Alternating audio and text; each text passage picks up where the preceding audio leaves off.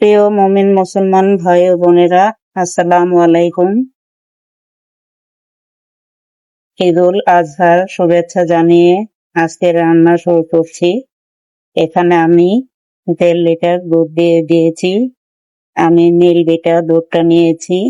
এখানে আমি 1 কাপ পোলার চাল দিয়ে পায়েস রান্না করব।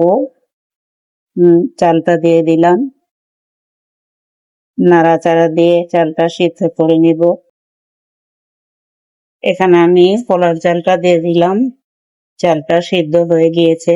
এখানে আমি পরিমাণ মতো চিনিটা দিয়ে দিচ্ছি, দিয়ে আমি নাড়াচাড়া দিয়ে হালকা একটু লবণ দিয়ে দিলাম, দারচিনি এলাচটাও দিয়ে দিলাম, নাড়াচাড়া দিয়ে এখন আমি গুঁড়া দুধ নিয়েছি, গুঁড়া দুধটা মিক্স করে নামিয়ে ফেলবো।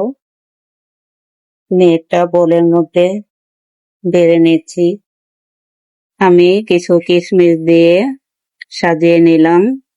ঈদ মোবারক জানিয়ে শেষ করছি। আল্লাহ হাফেজ।